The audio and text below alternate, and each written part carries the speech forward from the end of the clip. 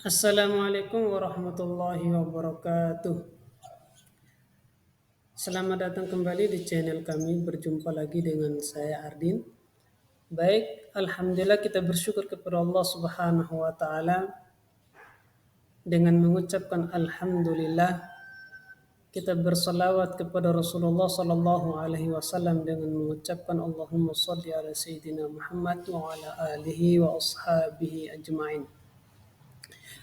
Pada kesempatan yang berbahagia ini kita akan membahas tentang hadis sahih. Pada dasarnya hadis itu dilihat dari segi kualitasnya maka terbagi empat. Yang pertama hadis sahih, yang kedua hadis hasan, yang ketiga hadis dhaif, dan yang keempat adalah hadis maudhu'. Maka pada kesempatan yang berbahagia ini kita akan membahas tentang hadis sahih.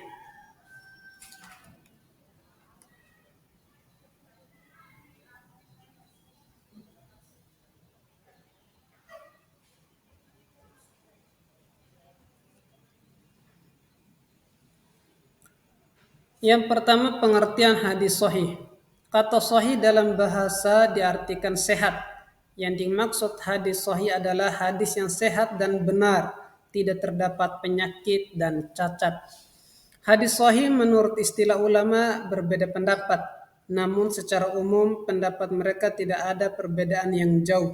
Di antara pendapat para ulama tentang definisi hadis sahih adalah sebagai berikut. Ma naqalahu adlun tammud dabti muttasilus sanadi ghairu muta'allali wala syadin. Hadis yang dinukil diriwayatkan oleh periwayat yang adil, sempurna ingatan, sanadnya bersambung-sambung dan tidak berilat dan tidak syadz.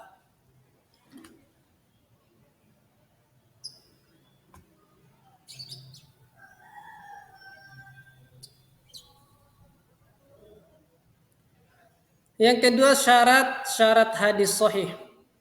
Yang pertama sanadnya bersambung, maksudnya adalah tiap-tiap periwayat dengan periwayat lainnya benar-benar saling bertemu dan mengambil hadis secara langsung dari syekhnya, mulai dari awal sanad hingga akhir sanadnya. Yang kedua periwayatnya adil, maksudnya adalah tiap-tiap periwayat itu seorang muslim berstatus mukallaf balik, berakal sehat, bukan fasik dan tidak pula jelek perilakunya, menjaga muruah.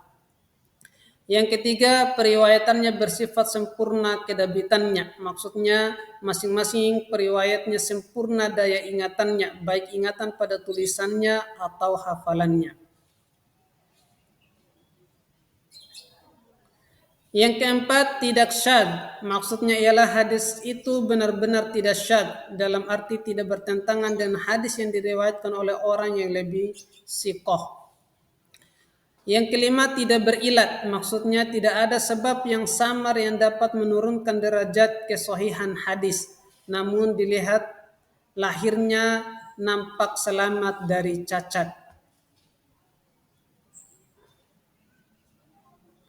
Yang ketiga, kedudukan hadis sahih. Hadis sahih sebagai sumber ajaran Islam lebih tinggi kedudukannya dari hadis hasan dan dhaif. Semua ulama sepakat menerima hadis sahih sebagai sumber ajaran Islam atau hujah yang dapat diterima untuk menentukan masalah akidah, hukum, dan akhlak. Yang keempat, klasifikasi hadis sahih.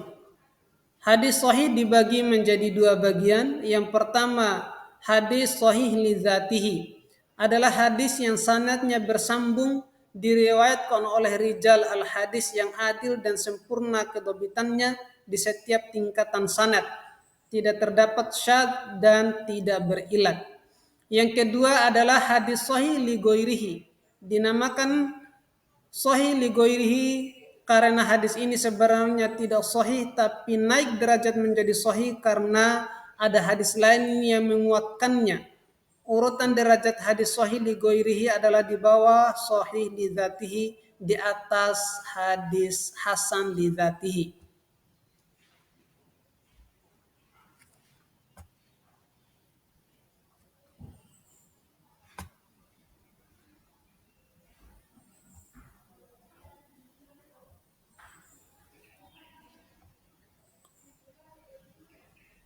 Yang kelima, tingkatan derajat hadis sahih.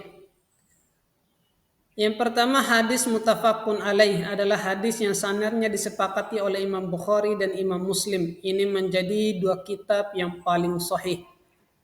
Yang kedua, hadis riwayat Bukhari sendirian. Ma infarada bihil Bukhari adalah hadis yang diriwayatkan oleh Imam Bukhari sendirian. Hadis sahih ketiga, urutan yang ketiga adalah hadis riwayat Muslim sendirian. Ma infarada bihi Muslim adalah hadis yang diriwayatkan oleh Imam Muslim sendirian. Hadis yang sanadnya memenuhi syarat sahih Bukhari dan sahih Muslim, namun Bukhari dan Muslim tidak meriwayatkannya dalam kitab sahih keduanya. Ma ala syartil Bukhari wa Muslim, itu adalah yang keempat.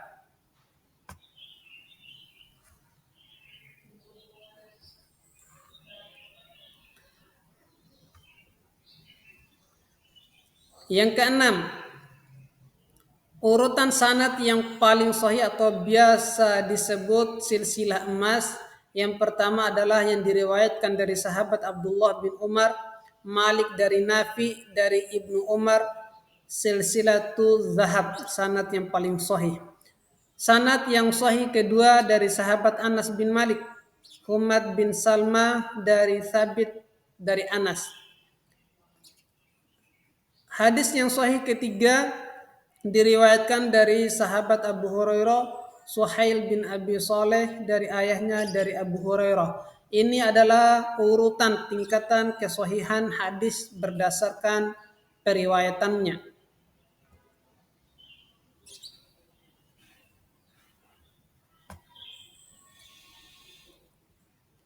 Yang ketujuh, kitab hadis yang secara umum paling sahih.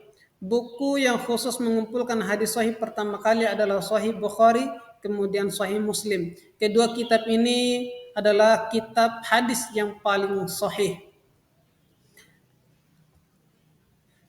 Sekian penyampaian materi pada kesempatan yang berbahagia ini. Kami ucapkan terima kasih atas perhatian dan telah menonton video kami. Wassalamualaikum warahmatullahi wabarakatuh.